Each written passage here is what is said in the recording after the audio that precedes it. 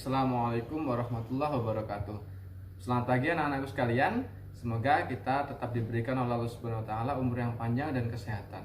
Nah, anak-anakku sekalian, melanjutkan pertemuan kita yang sebelumnya ya. Materi pada sebelumnya yakni adalah tentang iman kepada kitab-kitab Allah. Nah, oleh karena materi bab pertama ini telah selesai, maka pada kesempatan kali ini kita akan melanjutkan materi ke bab 2, yakni tentang judi, kemudian pertengkaran, dan juga miras. Nah, miras, judi, dan pertengkaran ini adalah hal-hal atau kondisi yang sering kita temui di sekitar kita. Maka kita perlu tahu apa itu yang disebut sebagai miras, apa saja jenis-jenisnya, kenapa miras itu diharamkan. Kemudian judi, apa saja yang disebut sebagai judi, ya, kenapa judi diharamkan. Yang terakhir adalah pertengkaran. Maka pada pertemuan kali ini, pada bab ini kita akan belajar tentang ketiga hal tersebut, yakni judi, miras, dan juga pertengkaran. Baik anak-anak sekalian, sebelum kita melanjutkan materi kita ke bab 2 ini, sebaiknya kita selalu ingat-ingat terus, kita biasakan pada diri kita, pada kegiatan kita sehari-hari untuk senantiasa menjaga kesehatan kita, untuk senantiasa berusaha agar diri kita terhindar dari berbagai macam keburukan. Nah, tentu kita perlu untuk mentaati peraturan dari pemerintah, kemudian kita perlu mentaati atau mematuhi apa yang diperintahkan oleh orang tua kita. Baik, kita lanjutkan materi kita yang ini. Baik anak-anakku sekalian, tentu tak lupa saya senantiasa berpesan kepada anak-anakku sekalian semuanya bahwasanya ilmu itu sangat penting. Dalam kondisi apapun, kita tetap harus diwajibkan untuk menuntut ilmu. Karena apa? Ya, menurut Imam Al-Ghazali, bahwasanya manusia itu pada hakikatnya mati, kecuali orang yang berilmu atau seorang alim. Orang berilmu sekalipun hidup, hakikatnya adalah tidur, kecuali yang mengamalkan ilmunya. Orang yang mengamalkan ilmunya banyak yang tertipu, kecuali orang yang ikhlas. Oleh karena itu, kita ketika ingin jadi manusia ya harus berilmu. Kemudian setelah kita menjadi orang yang berilmu, kita amalkan ilmunya. Nah, tentu yang menjadi catatan terakhir adalah ketika kita mengamalkan ilmu, agar kita tidak tertipu adalah ikhlas dalam mengamalkannya. Nah, anak-anak sekalian, kondisi seperti ini, pandemi seperti ini, tidak boleh menjadikan diri kita malas untuk menuntut ilmu. Baik anak-anak sekalian, kita lanjutkan materi kita. Pada bab 2 ini kita akan membahas miras, judi, dan juga pertengkaran. Hal ini sering kali kita temui, hal ini sering kita dapati di lingkungan kita. Ya. Yang pertama, saya sampaikan kompetensi dasar dari bab 2 ini. Yang pertama adalah siswa dapat memahami bahaya mengkonsumsi minuman keras, judi, dan juga pertengkaran. Kemudian untuk kompetensi dasar keterampilan, siswa dapat menyajikan dampak bahaya mengkonsumsi minuman keras, judi, dan juga pertengkaran. Baik, anak-anak sekalian, masuk ke materi miras atau khamar. Minuman keras atau minuman beralkohol adalah minuman yang di dalamnya terkandung zat alkohol atau etanol. Minuman ini dihasilkan dari proses fermentasi atau penambahan zat alkohol di dalamnya, dan apabila dikonsumsi dapat menyebabkan hilangnya kesadaran atau mabuk, ya. Jadi miras ini adalah minuman yang di dalamnya itu mengandung alkohol atau etanol, yang ketika dikonsumsi bisa menyebabkan hilangnya kesadaran dan juga mabuk. Maka seringkali kita dapati orang-orang yang mengkonsumsi miras atau minuman keras, maka efeknya adalah hilang kesadaran atau mabuk. Ya, kita lihat, jangan jauh-jauh lah, udah kita ngelihat di TV, ya, gambaran di TV seperti itu. Ngomongnya jadi ngelantur, keseimbangan tubuhnya hilang, ya. Nah, seperti itu pula. Ketika nanti sudah sadar ditanya, tidak ingat karena memang kesadarannya itu hilang. Nah, baik anak-anak sekalian, kenapa kok dalam Al-Qur'an itu, dalam Islam itu khamar diharamkan? Ya, ini adalah perintah dari Allah Subhanahu wa taala, ya, untuk kita menjauhi minuman keras atau khamar. Dalam Quran surat Al-Maidah ayat 90-91, ya. Bismillahirrahmanirrahim. Ya ayyuhalladzina amanu innamal khamru wal maisiru wal ansabu wal azlam rijsum min amalis syaiton fajtanibuhu la'allakum tuflihun. Innama yuridu syaitan ayyuqi'a bainakumul adawata wal baghdha'a fil khamri wal maisir wa yasuddakum an dzikrillahi wa anis shalah fahal antum muntahun. Yang artinya, hai orang-orang yang beriman, sesungguhnya khamar, judi, berhala, dan undian adalah kotor. Itu merupakan perbuatan syaitan. Oleh karena itu, jauhilah dia supaya kamu bahagia. Syaitan hanya bermaksud untuk mendatangkan permusuhan dan kebencian di antara kamu disebabkan khamar dan judi, serta menghalangi kamu ingat kepada Allah dan sholat. Apakah kamu tidak mau berhenti? Dalam Quran surat Al-Maidah ayat 90-91. Nah, dalam Al-Quran ayat 90-91 ini, Al-Maidah, jelas sekali Allah Subhanahu wa taala itu mengharamkan khamr itu tujuannya apa? Karena khamr itu, ya, judi, khamr itu merupakan perbuatan setan. Nah, di samping itu, setan menggoda manusia untuk mengikuti perbuatannya, yakni meminum khamr dan juga berjudi. Ini karena setan itu ingin agar manusia itu bertumpah darah, pertengkaran, berkelahi, dan juga setan itu menginginkan manusia itu jauh dari Allah dengan menghalangi manusia untuk mengingat Allah, menghalangi manusia dari sholat. Nah, itu akan sangat rugi ketika kita mengikuti perbuatan setan ini.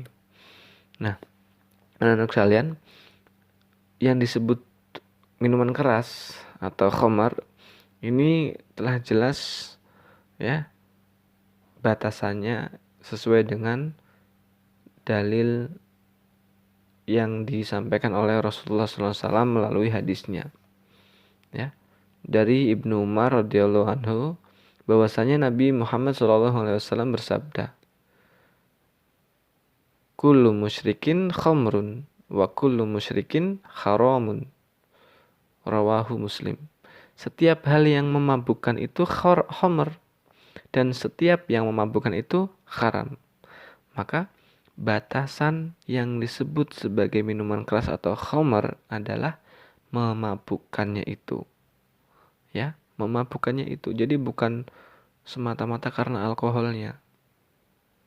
Nanti ada minuman yang tidak mengandung alkohol, tapi kalau memabukkan, ya maka itu termasuk golongan khamr. Nah, maka tidak hanya minuman keras saja yang digolongkan ke dalam khamr, karena ada sifat-sifatnya. Ya, sifat-sifat dari khamr ini. Yang pertama adalah memabukkan. Kemudian membuat kecanduan. Yang ketiga menghilangkan kesadaran. Yang keempat merusak kesehatan. Dan yang kelima menghilangkan akal sehat atau akhlak. Inilah sifat-sifat yang terdapat pada khamr. Maka tidak hanya terbatas pada minuman keras. Nah, di sini saya kasih ilustrasi, ada ganja, kemudian ada pil koplo, ya, kemudian ada suntikan. Ini saya maksudkan sabu-sabu, ya, narkoba yang disuntikan. dan sebagainya. Ini ada rokok yang kemudian membuat kecanduan dan sebagainya. Maka ketika ada suatu benda yang kemudian memiliki ciri-ciri dari kelima ciri ini, itu bisa digolongkan ke dalam bentuk khamr, ya, memabukkan, membuat kecanduan, menghilangkan kesadaran, merusak kesehatan, dan menghilangkan akal atau akhlak. Nah, hindarilah barang-barang yang mengandung 5 unsur atau 5 sifat yang telah kita sebutkan ini. Nah, kenapa kita kok dilarang? Ya, kenapa Islam itu mengatur kehidupan umat manusia, terutama umat muslim, itu sampai ke dalam mengkonsumsi khamr ini? Kenapa dilarang? Karena untuk khifdun nafs, jadi menjaga diri manusia. Kenapa diri manusia perlu dijaga? Ya, inilah baiknya Islam menjaga sampai hal-hal terkecil. Karena ketika orang meminum khamr, ya, mengkonsumsi khamr, ini akan terlihat seperti orang yang hilang akal atau gila, tidak normal. Ya, ditanya ngelantur jawabannya. Berjalan padahal jalannya lurus, tidak seimbang, seolah-olah jalannya bergelombang dan sebagainya. Kemudian khamr merusak harta. Kenapa? Ketika orang udah kecanduan khamr, ini setan akan terus membisikannya untuk senantiasa mengkonsumsi khamr. Padahal harga khamr itu kalau dibandingkan dengan minuman yang lebih sehat, misalkan contohnya air putih, itu pasti akan jauh lebih mahal minuman khamr, ya, mengkonsumsi khamr, ya. Sabu-sabu hanya bungkusan kecil saja harganya bisa ratusan ribu. Nah, ini merusak harta. Yang ketiga, mengakibatkan pertengkaran. Jelas, kita sering sekali melihat berita atau mungkin kita pernah menemui sendiri. Ya, ada suatu acara kumpul-kumpul, kemudian ada yang meminum khamr, hilang kesadarannya, akhirnya bertengkar, berantem. Nah, itu karena sudah hilang akal sehatnya. Tadinya temenan, ya, tadinya makan-makan bersama, ngobrol bercanda bersama, tapi ketika sudah mabuk bisa menjadikan mereka bertengkar. Kemudian menghalangi zikir kepada Allah sesuai dengan Al-Quran surat Al-Maidah ayat 90-91 tadi. Ya, ketika orang sudah hilang akalnya, jangankan Allah, teman yang di depannya saja tadi bisa lupa kalau dia adalah saudara atau temannya. Kemudian yang kelima adalah salah satu sebab zina. Ya, ada sebuah kisah dari Barseso, ini seorang ulama, tapi ketika dia meminum khamr, menjadikan dirinya tertutup akal pikirannya, akhirnya lebih mudah digoda oleh setan. Akhirnya melakukan perbuatan zina. Kemudian yang keenam, khamr itu adalah induk segala kemaksiatan. Orang yang meminum khamr atau mengkonsumsi khamr, hilang kesadarannya, itu bisa melakukan tindakan-tindakan yang di luar batas, di luar nalar manusia, di luar moral, di luar etika. Makanya disebut sebagai induk, ya, induk dari segala kemaksiatan. Kemudian yang selanjutnya, ketujuh, merusak pergaulan. Yaitu tadi, ketika kita meminum khamr itu biasanya akan berkumpul dengan orang-orang yang meminum khamr. Maka dari itu akan semakin rusak pergaulan kita. Kalau orang yang baik, insya Allah akan berkumpul dengan orang-orang yang baik. Dan selanjutnya, peminum khamr dihukum cambuk 80 kali. Tentu ini di Indonesia mungkin belum dilaksanakan. Kalau di Aceh itu sudah dilaksanakan meskipun tidak 80 kali. Kemudian menurut hadis, ibadahnya orang yang mengkonsumsi khamr itu akan ditolak oleh Allah Subhanahu wa taala selama 40 hari 40 malam. Ternyata menurut medis, zat yang kita makan itu akan benar-benar hilang dalam tubuh kita ketika sudah 40 hari 40 malam. Misalkan contohnya ketika kita hari ini makan durian.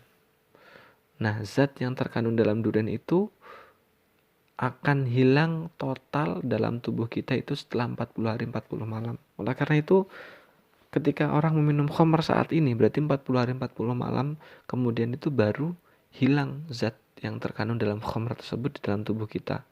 Coba bayangkan, kalau belum sampai 40 hari udah minum lagi dan seterusnya. Itu berarti tidak akan diterima ibadahnya selamanya sampai dia benar-benar berhenti. Kemudian yang terakhir adalah akan dicabut imannya saat meninggal.